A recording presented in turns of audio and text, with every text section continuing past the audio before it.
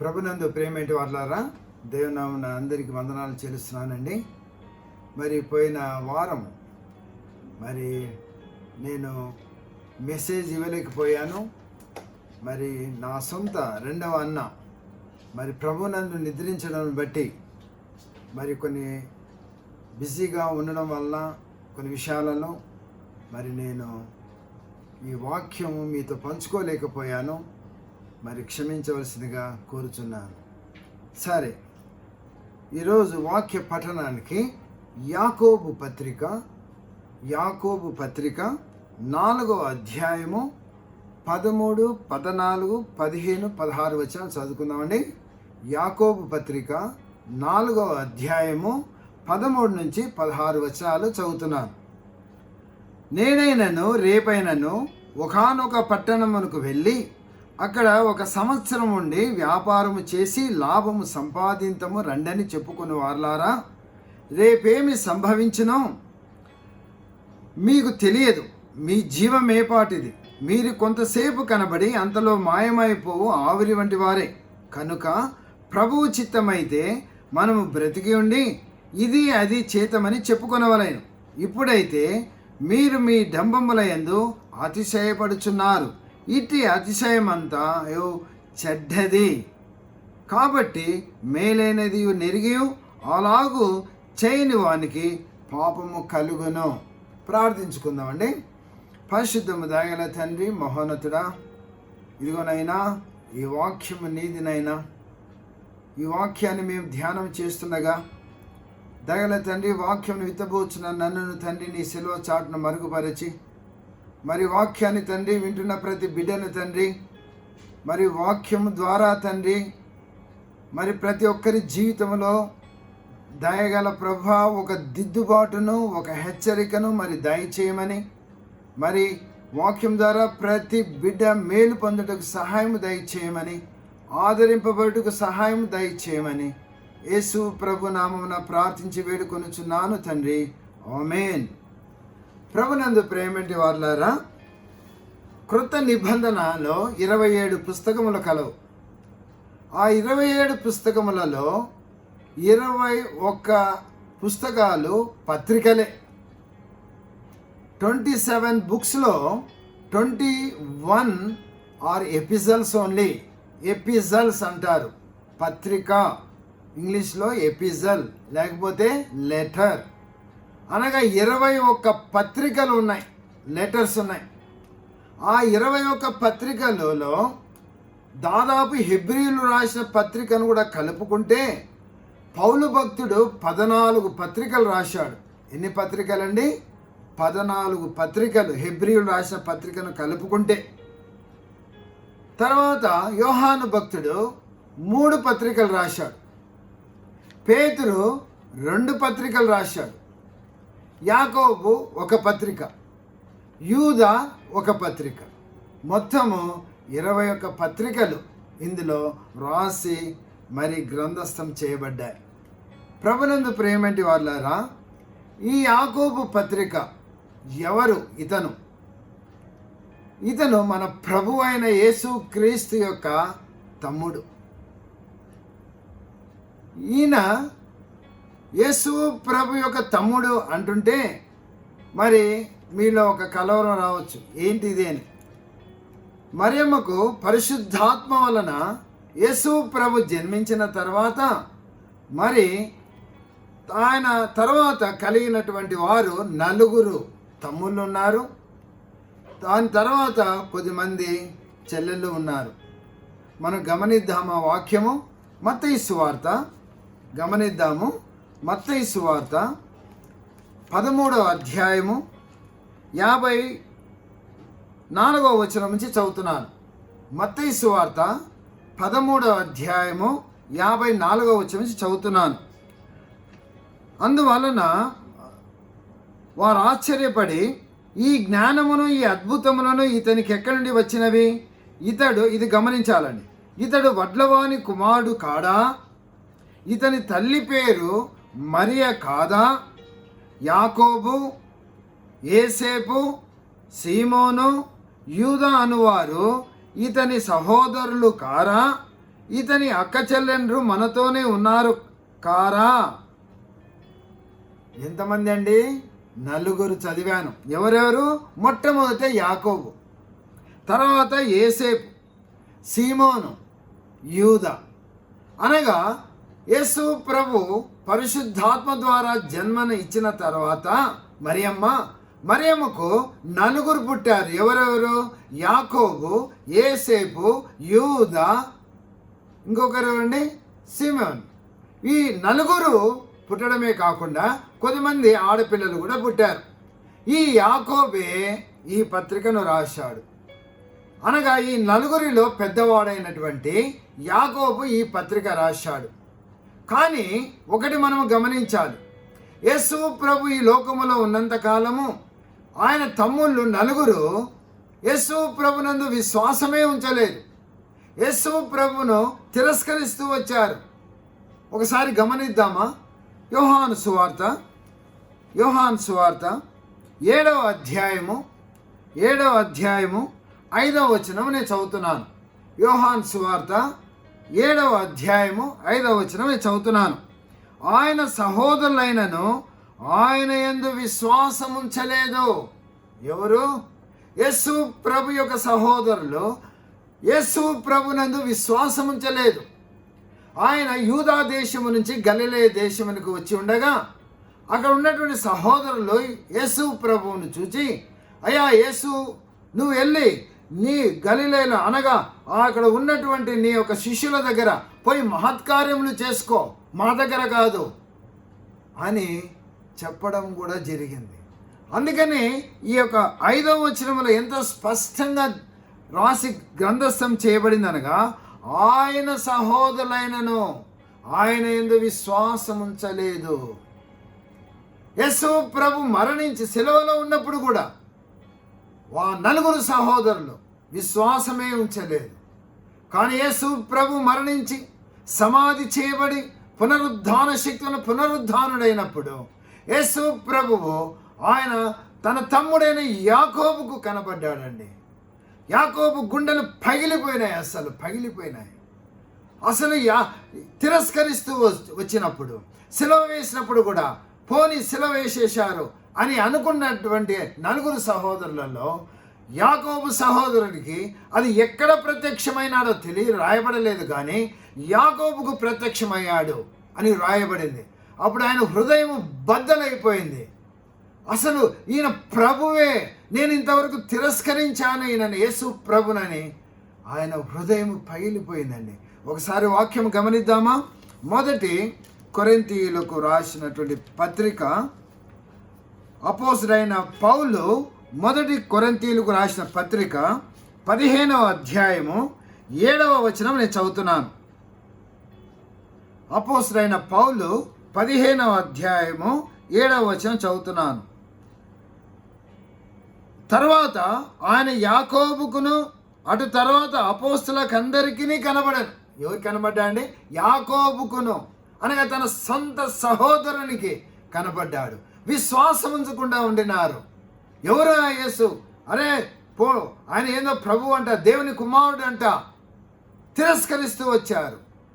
బహుశా నేను అనుకుంటా మరియమ్మ కూడా చెప్పి ఉంటుంది, ఈయన యేసు ప్రభు పరిశుద్ధాత్మ వలన ఇతన్ని నేను జన్మనిచ్చానని చెప్పినను తిరస్కరించినారు. కానీ ఎప్పుడైతే యేసు ప్రభు పునరుద్ధానుడై యాకోబుకు కనబడ్డాడో అతని హృదయం పగిలిపోయిందండి. తర్వాత సహోదరులందరికీ చెప్పింటాడు. సహోదరులందరూ యేసు ప్రభునందు విశ్వాసం ఉంచినట్టుగా లేఖనాలు మనకు స్పష్టంగా తెలియజేస్తున్నాయండి. అపోస్తల కార్యాలు 1వ అధ్యాయము 14వ వచనం మీరు ఇంకా 9వ వచనం చదువుకుంటే క్లియర్గా అర్థమవుతుంది. అపోస్తల కార్యములు 1వ అధ్యాయము 14వ అధ్యాయంలో ఆ యేసు ప్రభు ఆరోహణమైపోతున్నప్పుడు ఒలివ కొండ దగ్గర, ఆ కొండ దగ్గర మరియమ్మ యొక్క కుమారులు 4, ఆ తర్వాత వేరే స్త్రీలు అందరూ ఉన్నారు. తర్వాత శిష్యులు, వారందరి మధ్య యేసు ప్రభు ఆరోహణమైపోతున్నప్పుడు అందరూ చూశారు. అటు తర్వాత వారందరూ ఒక గదిలోకి వచ్చి ఎడతెగక ప్రార్థన చేశారని రాయబడింది. గమనిద్దామా? అపోస్తుల కార్యములు 1వ అధ్యాయము 14వ వచనం చదువుతున్నానండి డైరెక్ట్గా. వీరందరూ వీరితో కూడా కొందరు స్త్రీలను యేసు తల్లి అయిన మరియ, ఇది నోట్ చేసుకోవాలి, యేసు తల్లి అయిన మరియయు ఆయన సహోదరులను ఏక మనసుతో ఎడతెగక ప్రార్థన చేయుచుండిరి. ఎటువంటి గొప్ప వాక్యం అండి! రాసి గ్రంథస్థము చేయబడింది పరిశుద్ధాత్మ దేవుని సహాయం ద్వారా. అనగా ఆ యొక్క యోహాను సువార్త 7వ అధ్యాయంలో మనం గమనిస్తే ఆయన సహోదరులు కూడా ఆయన ఎందుకు విశ్వాసం ఉంచలేదని రాయబడింది. అపోస్తుల కార్యములు చూస్తే 1వ అధ్యాయం మనం 9వ వచనం గమనిస్తే ఒలివ కొండపై నుంచి ఆరోహణమైనప్పుడు అక్కడ ఉన్నారు. 14వ వచనంలో చూస్తే వారందరూ అనగా మరియమ్మతో పాటు కొంతమంది స్త్రీలు, తర్వాత యేసు ప్రభు యొక్క సహోదరులు ఎడతెగక ప్రార్థన చేస్తున్నారు. అనగా విశ్వాసం ఉంచారు. యేసు ప్రభు నిజమైన దేవుడు. ఆయన పరము నుండి ఈ లోకానికి వచ్చి పాపులైన మనుషులకు ఆయన ప్రాణము పెట్టాడని విశ్వసించారండి. ఎటువంటి గొప్ప సంగతి అండి! ఆ యాకోబే ఈ పత్రికను రాశాడండి. ఆ యాకోబు దాని తర్వాత ఆ యెరూషలేములో ఒక సంఘమునకు బిషప్గా పనిచేసి దేవుని సువార్తను అందించినటువంటి వాడు ఈ యాకోబు. తర్వాత ఆయన రాళ్లతో కొట్టబడి చంపబడ్డాడు. ఆ యెరూషలేములోనే దేవుని సువార్తను అందించినటువంటి ఆ యాకోబును రాళ్లతో కొట్టి చంపేశారు. ఆ యాకోబే ఈ పత్రికను రాశాడండి. ఆయన సహోదరుడే మరి ఒక సహోదరుడు ఉన్నాడు, యూదా. ఆ యూదా కూడా ఒక పత్రికను రాశారు. ఎటువంటి గొప్ప సంగతి అండి! ఈ యాకోబు ఆ యొక్క యేసు ప్రభును అనగా రుచి చూసి రాసినటువంటి సంగతులు అమూల్యమైన సంగతులు. ఈ క్రొత్త నిబంధనలో ఆయన యొక్క పత్రిక చదివినప్పుడు అమూల్యమైన పాఠములు మనం నేర్చుకోగలమండి. యాకోబు పత్రికలో మనం గమనిస్తే ఆయన ఎవరికైనా జ్ఞానం కొదువుగా ఉన్నాడలా నన్ను అడిగితే ధారాళముగా దయచేస్తానని చెప్పినటువంటి మాటను కూడా అక్కడ రాశారు. అంతేకాకుండా శోధన సహించువాడు ధన్యుడు ధన్యుడు అని యాకోబు రాసి గ్రంథస్థం చేశాడు. అనగా యేసు ప్రభును మనము జ్ఞానము కొద్దిగా ఉంటే అడిగితే యేసు ప్రభు ఇస్తాడని, శోధనలు వస్తాయి విశ్వాసులకు, ఆ శోధన సహించాలి, అప్పుడు జీవ కిరీటము దయచేస్తాడు అని రాశారండి యాకోబు గారు. అంతేకాకుండా ఇదిగోండి క్రియలు లేని విశ్వాసము మృతము అని రాశారు యాకోబు గారు. ఎటువంటి గొప్ప పాఠములనండి రాసి గ్రంథస్థం చేశాడండి. నాలుక గురించి రాశాడు. ఇదిగో నాలుక అది చిన్నది, అది ఎముక లేనిది, అది అగ్ని వంటిది అని రాసి గ్రంథస్థం చేశాడు. ఇదిగో ఇప్పుడు మనం చదువుకున్నటువంటిది అది శ్రేష్టమైనటువంటి వాక్యం అండి. రేపటి దినము గురించి మీరు అతిశయపడకూడదు. రేపు ఏమి సంభవించినో మీకు తెలియదు కాబట్టి డంబములు వద్దు మనకు. ఎటువంటి వాక్యాలండి, ఎటువంటి వాక్యాలు! ఒకసారి గమనిద్దామా? యాకోబు పత్రిక 4వ అధ్యాయం 14వ వచనం చదువుతున్నానండి. రేపేమి సంభవించినో మనకు తెలియదు, సంభవించిన మీకు తెలియదు. మీ జీవమే పాటిది. మీరు కొంతసేపు కనబడి అంతలో మాయమైపోయే వంటి ఆవిరి వంటి వారు కాదా? ఆవిరి వంటి వారమండి. Just like vapour. ఏ విధంగా అయితే ఆవిరి కనబడి అట్లా మాయమైపోతుందో అటువంటి వారమే కదా. అసలు రేపు ఏమి సంభవించినో మీకు తెలియదు. ఇటువంటి గొప్ప సంగతి అండి. రేపు అనగా tomorrow what is going to happen that we don't know. That's why we should not boast about tomorrow. సామెతల గ్రంథము 27వ అధ్యాయము 1వ వచనం ఒకసారి గమనిద్దామండి. సామెతల గ్రంథము 27వ అధ్యాయము 1వ వచనం నేను చదువుతున్నాను. రేపటి దినమును గూర్చి అతిశయపడకము. ఏ దినము ఏది సంభవించినో అది నీకు తెలియదు. యాకోబు రాస్తున్నాడు అక్కడ. ఎటువంటి స్పష్టంగా రాస్తున్నాడు వాక్యమును? రేపటి దినము గురించి అనగా రేపు ఏమి సంభవించినో అది మీకు తెలియదు కాబట్టి మనం అతిశయపడకూడదు. ఇక్కడ 27వ ఆ యొక్క సామెతల గ్రంథంలో కూడా మనం గమనిస్తే రేపటి దినమును గురించి మీరు అతిశయపడవద్దు. ఏ దినము ఏది సంభవించినా అది మీకు తెలియదు. ఎటువంటి వాక్యాలండి. మరి ఒకసారి యాకోబు పత్రికకు వద్దామండి. యాకోబు పత్రిక 14వ వచనం మరి ఒకసారి చదువుతున్నాను. రేపేమి సంభవించినో మీకు తెలియదు, మీ జీవమే పాటిది. ఇంతలో కనబడి అంతలో మాయమైపోయే ఆవిరి వంటి వారు కదా మీరు. అవునండి, అది ప్రతి మనిషి తెలుసుకోవాలి. అది ప్రతి మనిషి తెలుసుకోవాలి. 16వ వచనంలో చదివితే, ఇప్పుడైతే మీరు మీ డంబముల యందు అతిశయపడుతున్నారు. ఎట్లా అతిశయపడుతున్నామండి? డంబములు. We're boasting our self with our wealth, with our beauty, with our talkativeness, with our influence, with our richness. మనకున్నటువంటి ధనమును బట్టి, మనకున్నటువంటి మంచి పలుకుబడిని బట్టి, మనకున్న సౌందర్యమును బట్టి, మనకు ఉన్నటువంటి ధనమును, బంగళాలు, మేడలు, మిద్దెల గురించి అతిశయపడుతున్నామండి. చాలామంది తల ఇటు ఎత్తుకొని తిరుగుతున్నారు, అతిశయపడుతున్నారు. కొందరైతే ధనమును చూసి అతిశయపడుతుంటారు. కొందరైతే వారి యొక్క అందమును చూసి, వారి యొక్క హ్యాండ్సమ్ పర్సనాలిటీని చూసి అతిశయపడేవారు కొందరైతే నేను మంచి వాక్ చాతుర్యం గలవాడు అని చెప్పి మురిసిపోతుంటారు, డంబములు పలుకుతుంటారు. మరి కొందరైతే ఇదిగో నాకు మేడలు, మిద్దెలు ఉన్నాయి, బ్యాంకులో ధనం ఉంది అని మురిసిపోయేవారు ఎంతోమంది ఉన్నారు.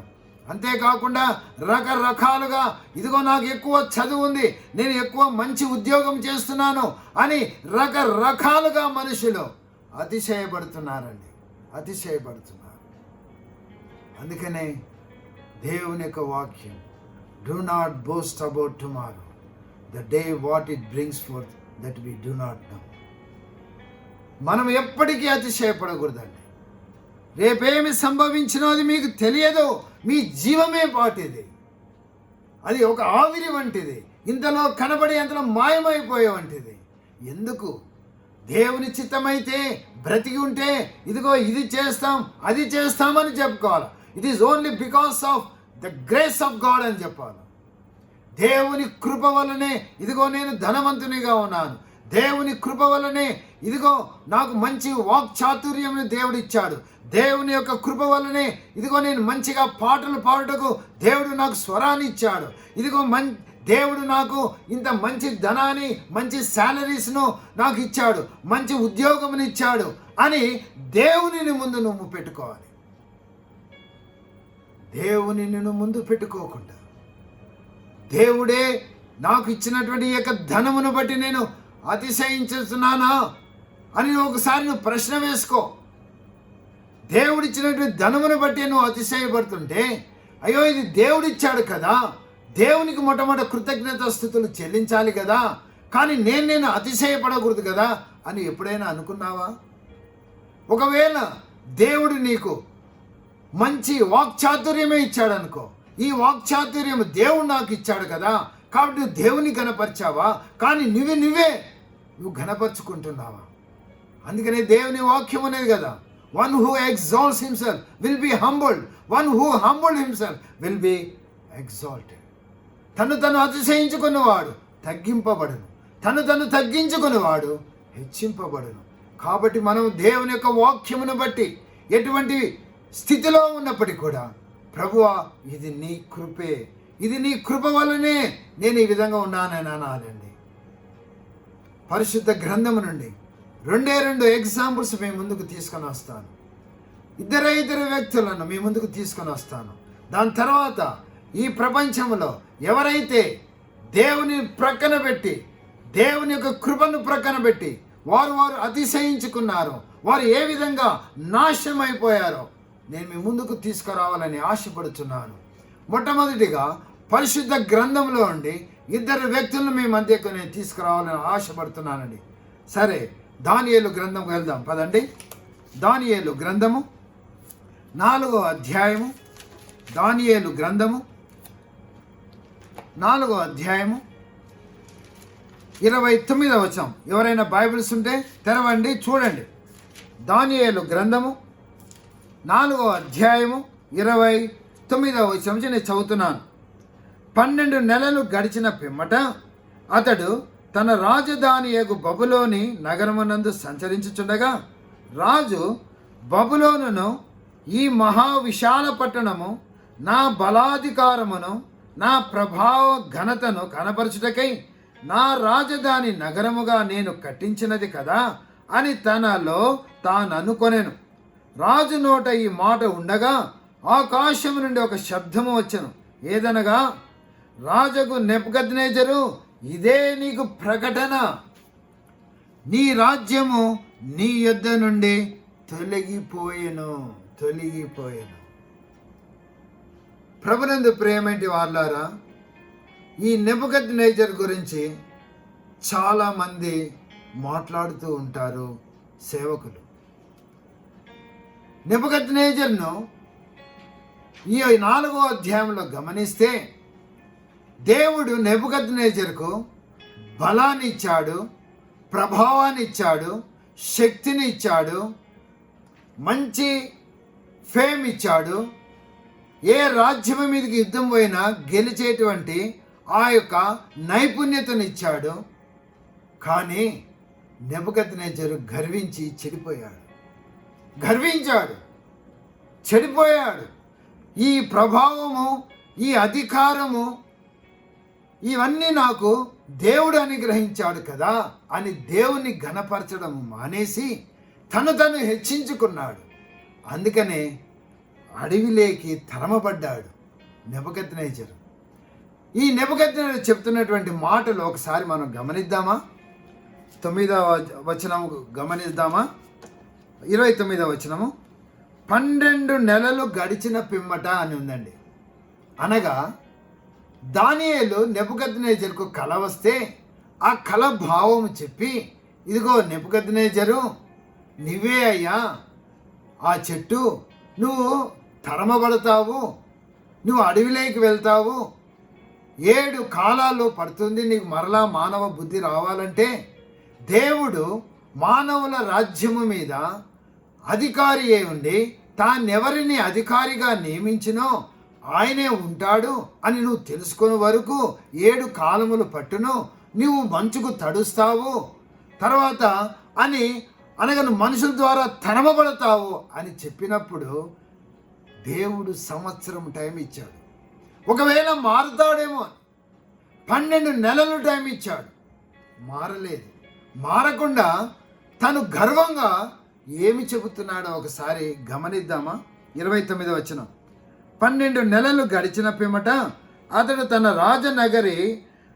రాజధాని యొక్క బబులోనులోని నగరయందు సంచరించుచుండగా రాజు బబులోనును, ఈ మహావిశాల పట్టణమును నా బలాధికారమును నా ప్రభావమును కనబరచుటకై నా రాజధాని నగరమును నేను కట్టించిన, అన్నీ నేనే అండి, ఏమి లేదు అక్కడ, అంతా నేనే. నా ప్రభావం నిమిత్తం, నా ఘనత నిమిత్తం నేను కట్టించుకున్న నా నగరం నా దేవుని మహిమపరచడమే లేదు. ప్రభునందు ప్రేమేంటి వాళ్ళారా, ఆ యొక్క hanging gardens, one of the 7 wonders of the world, అది కట్టుటకు నెబుకద్నెజరుకి ఎవరిచ్చారు జ్ఞానం? దేవుని మర్చిపోయాడు. ఆ యొక్క అష్షూరులను జయించుటకు, అష్షూరు రాజులంటే బలవంతులు, ఆ అష్షూరు రాజులను జయించుటకు బబులోను సామ్రాజ్యానికి అనగా నెబుకద్నెజరుకు ఎవరు బలం ఇచ్చారు? దేవుడు. అన్నీ మర్చిపోయాడు. ఆ హ్యాంగింగ్ గార్డెన్స్ను వన్ ఆఫ్ ది 7 అనగా వండర్స్ ఆఫ్ ది వరల్డ్ అవ్వబడిందంటే అది దేవుడిచ్చిన జ్ఞానం కదా అని చెప్పి దేవుని మహిమపరచాల్సింది పోయి నా మహిమ కోసం, నా ఘనత కోసం నేను కట్టించుకున్న నా యొక్క ఆ యొక్క బంగళాలు అన్నీ నాయే అంటున్నాడు. దేవుని ఉచ్చరణే లేదు. ఇది దేవుని కృప వలన, దేవుడిచ్చిన జ్ఞానం వలన నేను కట్టుకున్నాను అనే మాటే లేదండి. వెంటనే దేవుని వాక్కు వచ్చింది. వెంటనే తరమబడ్డాడు, అడవిలోకి వెళ్ళాడు. అడవిలో మంచుకు తెరిచాడండి, మంచుకు తెరిచాడు. ఆయన యొక్క వెంట్రుకలు పక్షి రాజు రెక్కలలాగా అయిపోయినాయి. ఆయన గోర్లు పక్షులకు ఉన్నటువంటి గోర్లులాగా అయిపోయినాయి. 7 సంవత్సరములు ఆయన గడ్డి మేశాడండి, గడ్డి మేశాడు. తర్వాత ఆయనకు మానవ బుద్ధి వచ్చింది. అవును, దేవుడే సర్వాధికారి, ఈ యొక్క భూమి మీద ఉన్న రాజ్యముల మీద అధికారిగా దేవుడే అని తెలుసుకున్నాడండి. ఒక వాక్యం మనం గమనిద్దామండి, ఒక వాక్యం గమనిద్దామా? 32వ వచనం చివరి భాగంలో, సర్వోన్నతుడు దేవుడు మానవుల రాజ్యము పైన అధికారి అయ్యుండి తానెవనికి తాని అనుగ్రహింప నిశ్చయించునో వానికి అనుగ్రహించునని నీవు తెలుసుకున్న వరకు 7 కాలములు పట్టును. 7 సంవత్సరములైన తర్వాత ఆయనకు మానవ బుద్ధి వచ్చి అప్పుడు అంటాడండి, అప్పుడు సెలవిస్తాడు. 34వ వచనం, ఆ కాలము గడిచిన పిమ్మట నెబుకద్నెజరు నేను మరల మానవ బుద్ధి గలవాడనై నా కండ్లు ఆకాశము తట్టు ఎత్తి చిరంజీవియు సర్వోన్నతుడకు దేవుని స్తోత్రము చేసి ఘనపరచి స్తుతించి తిని, ఆయన ఆధిపత్యము చిరకాలం వరకు, ఆయన రాజ్యము తరతరములు ఉన్నవి. భూనివాసులందరూ ఆయన దృష్టికి ఎన్నికకు రానివారు. ఆయన పరలోకము సేన ఎడల భూనివాసుల ఎడలను తన చిత్తము చొప్పున జరిగించువాడు. ఆయన చేయి పట్టుకొని నీవేమి చేయించున్నావని ఆయనతో చెప్పుటకు ఎవడు సమర్థుడు కాడు.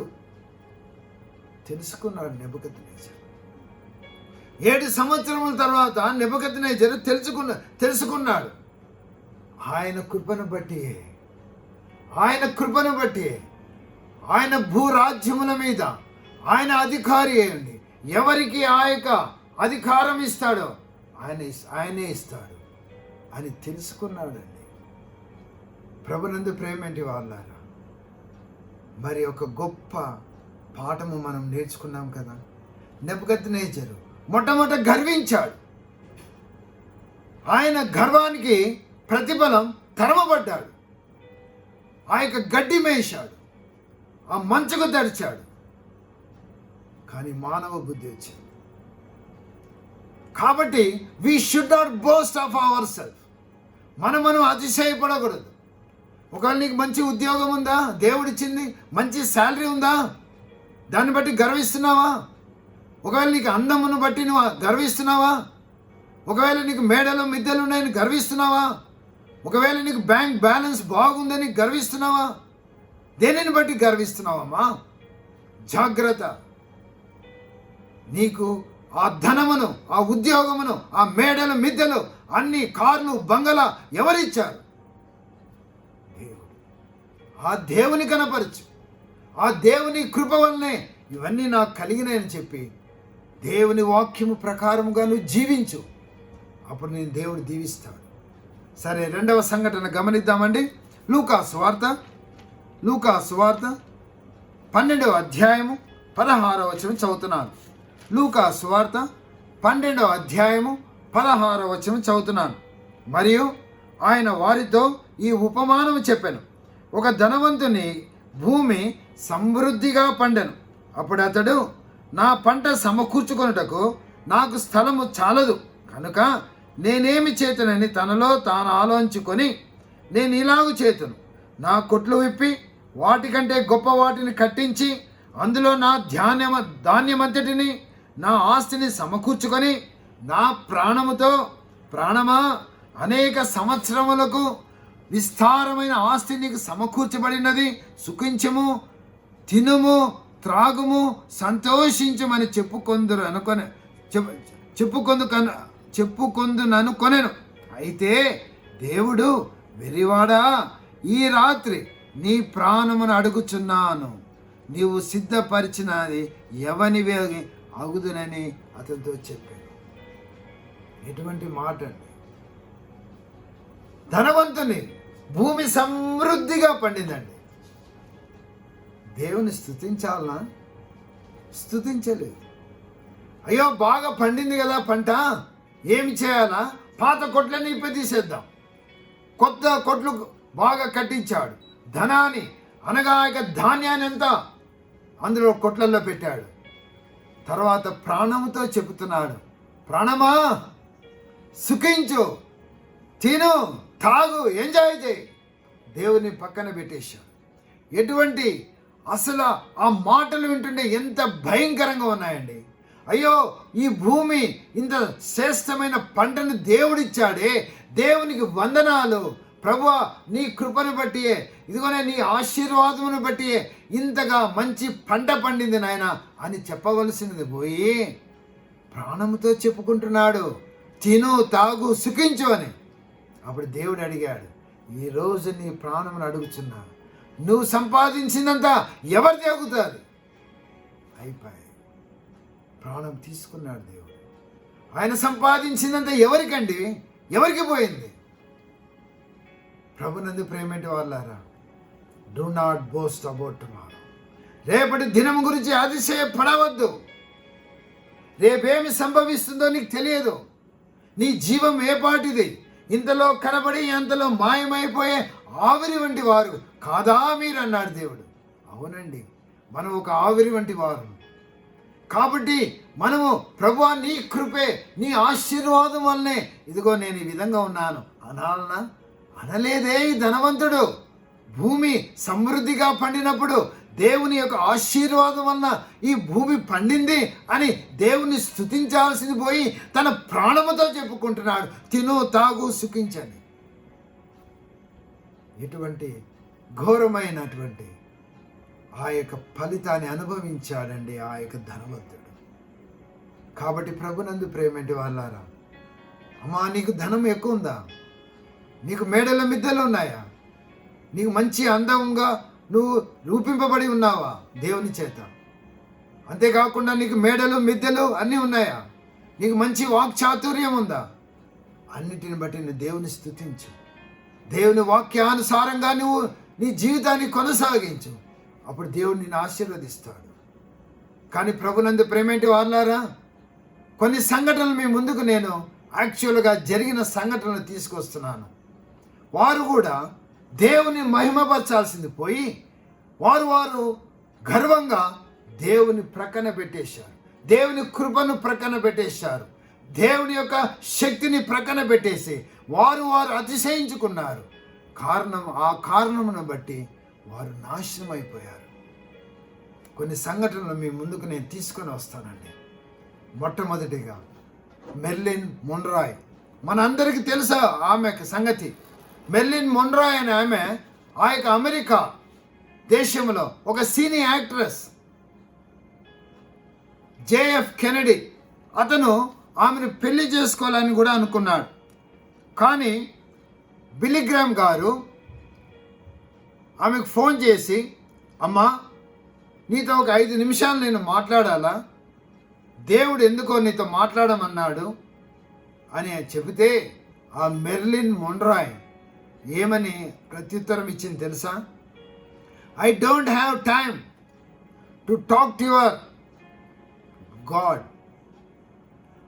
మళ్ళీ ఇంకో మాట కూడా అనిందంట, I cannot spare time to your God, I'm very busy. Billy Graham గారు ఏమనలేదట.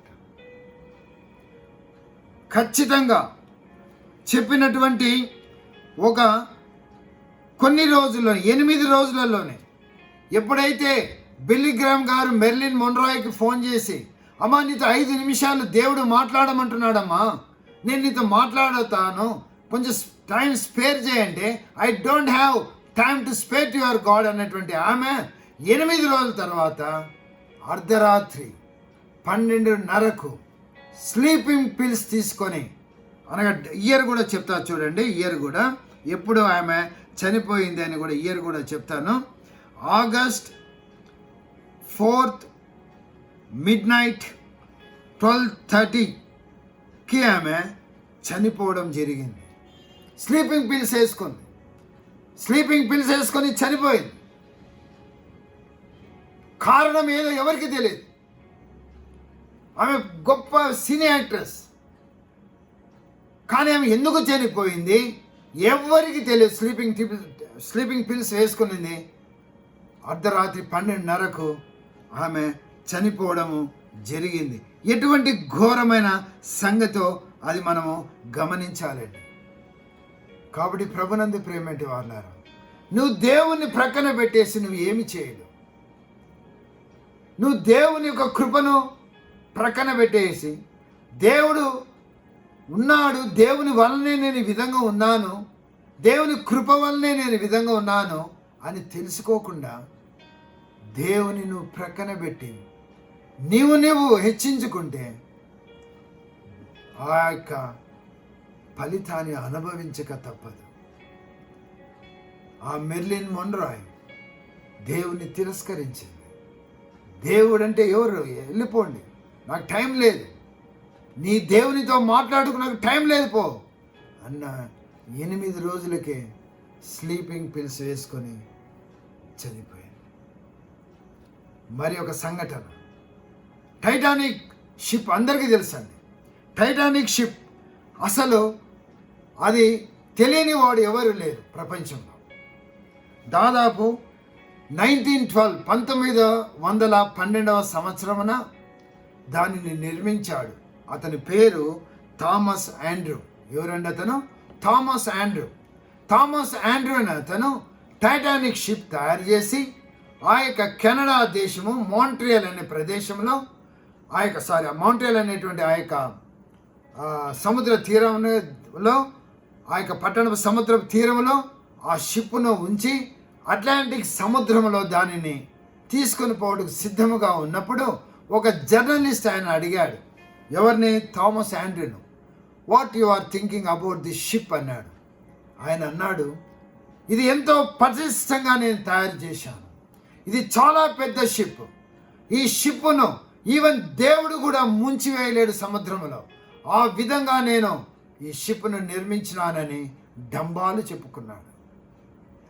కరెక్ట్గా ఏప్రిల్ 10వ తారీఖు 1912 సంవత్సరం మాంట్రియల్, కెనడా దేశం అయినటువంటి ఆ మాంట్రియల్ దగ్గర నుంచి ఆ అట్లాంటిక్ సముద్రంలోకి ఆ పడవ స్టార్ట్ అయింది. షిప్ కరెక్ట్గా ఎన్నో రోజు, only 4 days, within 4 days, April 14th, 1912 ఆ షిప్ ఒక ఐస్ హిల్ అనగా ఒక మంచుతో కూడినటువంటి ఆ కొండకు పోయి ఢీ కొట్టేసిందండి షిప్.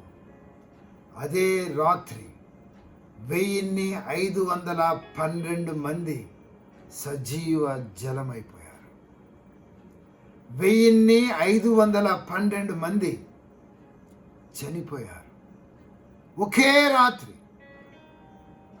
ఎవరి వలనండి? థామస్ ఆండ్రూ ఏమన్నాడు? షిప్ను నిర్మించాడు.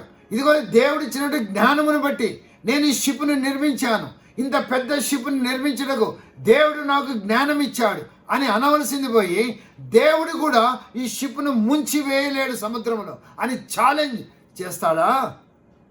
ఏమైందండి? వితిన్ 4 days, April 10th, 1912లో ఆ యొక్క మాంట్రియల్ నుంచి స్టార్ట్ అయ్యి అట్లాంటిక్ సముద్రంలో ఆ యొక్క 4 రోజులు ప్రయాణం చేసిన తర్వాత ఆ మంచు కొండకు ఢీ కొట్టి అదే రాత్రి 1512 మంది చనిపోయారు. వై? బోస్టెడ్ హిమ్సెల్ఫ్, అతిశయపడ్డాడు. దేవుని యొక్క కృపను ఆయన ఆస్వాదించలేకపోయాడు. దేవుని కృపను బట్టి నేను ఈ షిప్ను నిర్మించాను అని అనకుండా తను హెచ్చించుకున్నాడండి. అందుకే టైటానిక్ ఫిష్ మునిగిపోయింది. మరి ఒక సంఘటన చూద్దామా? క్రిస్టియన్ హీవిట్ అనే ఒక ఆవిడ ఆ యొక్క జర్నలిస్ట్ ఆవిడ, ఆమె ఏమంటుందంటే బైబిల్ అనేది worst Bible ever that I saw అనిందండి. ఇది పనికిరాని బైబిల్, ఈ బైబిల్ చదవకూడదు, ఈ బైబిల్లో ఏమీ లేదు అని ఆమె ఎవరనగా జమైకన్ జర్నలిస్ట్, జమైకా దేశపు జర్నలిస్ట్, ఆమె పేరు క్రిస్టియన్ హీవిట్ అన్నిందండి. అసలు బైబిల్ పనికిరాదని చెప్పింది. కానీ జూన్ నెల 2006వ సంవత్సరమున ఆమె మోటార్ వెహికల్లో పోతున్నప్పుడు అది ఏ విధంగా కాలిపోయిందో తెలియదు కానీ beyond our recognition she burnt alive, అలాగే కాలిపోయి మసైపోయిందండి. ఎందుకు? గమనిస్తున్నారా? దేవుని దూషించిన వారు, దేవుని ప్రక్కన పెట్టిన వారు, దేవుని శక్తిని ప్రక్కన పెట్టిన వారు, దేవుని కృపను ప్రక్కన పెట్టి వారు అతిశయించుకున్నవారు ఏ విధంగా నాశనం అయిపోయారు చూద్దాం. ఇంకా లాస్ట్ ఇంకోటి చెప్పి నేను ముగిస్తానండి. అతను బ్రెజిల్ ప్రెసిడెంట్. అతని పేరు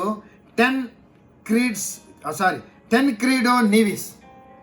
గమనించండి, టెన్క్రీడో నీవిస్ ఆయన యొక్క పేరు. 75 సంవత్సరముల వయసు కలిగినటువంటి వాడు ప్రెసిడెంట్కు ఆయన కాంపీట్ చేశాడు. ఆయన ప్రెసిడెంట్ రేస్లో ఉండి నాకు 5 లక్షల ఓట్లు వస్తే ఆ దేవుడు కూడా నన్ను ఆ యొక్క స్వెరింగ్ సెరమనీ నుంచి నన్ను ఏ మాత్రమును కూడా దేవుడు కూడా ఆపలేడు అని చెప్పి ఛాలెంజ్ చేశాడు. కానీ ఆయన అనుకునింది 5 లక్షల ఓట్లు. ఆయనకు వచ్చింది ఎన్ని ఓట్లు తెలుసా? 5,26,000 ఓట్లు వచ్చాయి. ఆయన అనుకున్న కన్నా ఇంకా 26 ఓట్లు వచ్చాయి. బ్రెజిల్ ప్రెసిడెంట్గా కంపీట్ చేశాడు. ఆయన పేరు టాన్క్రీడో నీవిస్. 1900 ఆయన కంపీట్ 1985 సంవత్సరమున ఆయన పోటీ పడ్డాడు, గెలిచాడు. తర్వాత నెక్స్ట్ డేనే అతను ప్రమాణ స్వీకారం చేయాలి. కానీ ముందు రోజే అతనికి హార్ట్ అటాక్ వచ్చింది. పడిపోయాడు, కూలిపోయాడు, కానీ చావలేదు. వెంటనే హాస్పిటల్ తీసిపోయాడు. దాదాపు 39 రోజులు అలాగే కోమాలో ఉండి ఆయన ఏప్రిల్ 21, 1985లో చనిపోయాడండి. అతిశయపడ్డాడు. ఆ నీవిస్ అతిశయపడ్డాడు. ఏ విధంగా అతిశయపడ్డాడు? నాకు 5 లక్షల ఓట్లు వస్తే కన్నా ఆ దేవుడు కూడా నన్ను ఆ యొక్క ప్రమాణ స్వీకారానికి నేనే పోయి ప్రమాణ స్వీకారం చేశాను, ఆ దేవుడు కూడా ఆపలేడు అన్నాడు. ఆపలేడు అండి దేవుడు ఆపేశాడు. హార్ట్ అటాక్ వచ్చింది, కుప్పకూలి పడిపోయాడు. 39 రోజులు ఆ కోమాలో ఉండి చనిపోయాడు. ఎందుకండి అతిశయపడు? ఇది దేవుని కృప వలనే అని ఆ థామస్ ఆండ్రూ అనకుండా పోయాడు.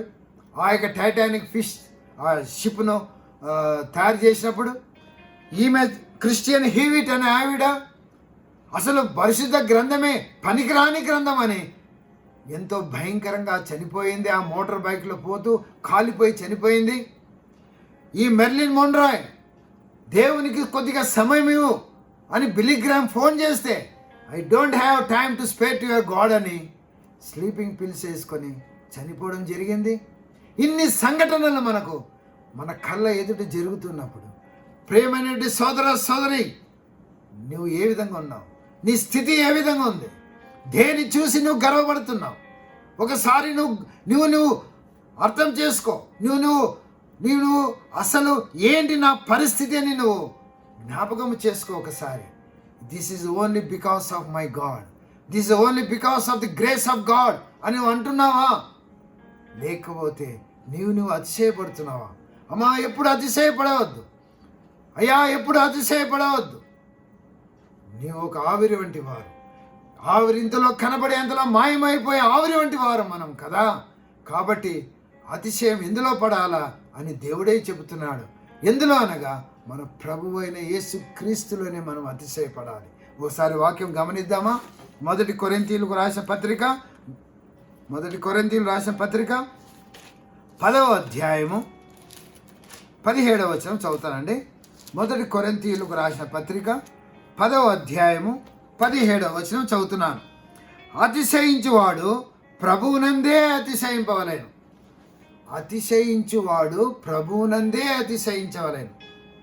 మరి నువ్వు ఏ విషయంలో అతిశయిస్తున్నావమ్మా? ప్రభు ఇచ్చిన రక్షణను బట్టి నువ్వు అతిశయించబడుతున్నావా?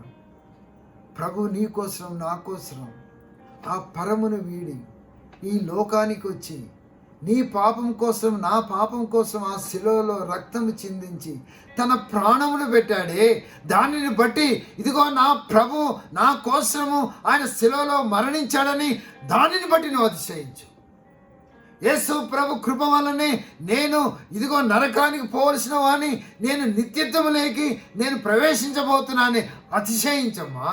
దానిని బట్టి నువ్వు అతిశయించు. ఆయన ఇచ్చిన రక్షణ మార్గాన్ని బట్టి నువ్వు అతిశయించు. అయ్యో, యేసు ప్రభు రాకుండా ఈ లోకానికి ఆయన ప్రాణం పెట్టుకుంటే నేను నరకానికి పోయేవానే, యేసు ప్రభు వలన నేను ఆ నిత్య రాజ్యములోకి ప్రవేశిస్తున్నానే అని అతిశయపడమ్మా. దానికోసం అతిశయపడు, దానిని బట్టి నువ్వు అతిశయపడు. కానీ నీ బంగారును బట్టి, నీ వెండిని బట్టి, నీ బ్యాంక్ బ్యాలెన్స్ని బట్టి, నీ వాక్చాతుర్యంను బట్టి, నీ బంగళాలు కార్లను బట్టి అతిశయించు. అలాగా అతిశయిస్తూ ఎవరైనా ఉంటే ఈ వాక్యం వినుచున్నటువంటి బిడ్డలు, అమ్మా మానేసుకోండి, గర్వపడకండి, మీరు తగ్గించుకోండి. యెషయా గ్రంథం 66వ అధ్యాయం 2వ వచనంలో ఒక మాట ఉంది. ఎవడు దీనుడై దేవుని మాట విని వణుకుచుండునో వాని యందే నేను దృష్టించుతానన్నాడు. అదమ్మా, ఎవడు దీనుడై, దీనత్వం కలిగి ఉండాలి, దీనత్వం కలిగి ఉండాలి, దీనత్వం కలిగి ఉండాలి. దీనత్వం నేర్చుకోనండి, అతిశయపడవద్దండి. ఒకసారి వాక్యం చదువుదామండి, మంచిది అందరికీ. యెషయా గ్రంథం 66వ అధ్యాయము 2వ వచనం చివరి భాగం నేను చదువుతానండి. 66వ అధ్యాయం 2వ వచనము. ఎవడు దీనుడై నలిగిన హృదయం గలవాడై నా మాట విని వణుకుచుండునో వానినే దృష్టించుచున్నాను. అర్థమైందా? ఎవడు దీనుడై నలిగిన హృదయం గలవాడై నా మాట విని వణుకుచుండును వానినే దృష్టించుచున్నాను. కాబట్టి దేవుని దృష్టి నీపై ఉండాలంటే అమ్మా దీనుడై ఉండు. ఇదిగో నలిగిన హృదయం కలిగి ఉండు, ఆయన మాట విను. అప్పుడు దేవుడు నిన్ను దృష్టించుతాడు, అప్పుడు దేవుడు నిన్ను మహిమపరుస్తాడు, దేవుడు నిన్ను దీవిస్తాడు. ఈ మాటల ద్వారా ప్రతి ఒక్కరూ ఆదరింపబడాలని, మరి ముఖ్యంగా ఎవరెవరైతే ఈ యొక్క వాక్యం విని మరి అవును తండ్రి, నేను కొన్ని విషయములలో నేను అతిశయపడుతున్నాను, ఇదిగో ఇప్పుడే వాక్యం విన్నాను, నేనే తగ్గించుకొని ఇదిగో ప్రభువా నేను ఈ విధంగా ఉన్నానంటే అది నీ కృపే అని చెప్పి ఆ యేసు ప్రభునందు అతిశయించబడుటకు దేవుడు మీ అందరికీ అటువంటి గొప్ప మనసును దయచేయునుగాక. దేవుడి యొక్క వాక్యమును దీవించునుగాక. ఆమేన్.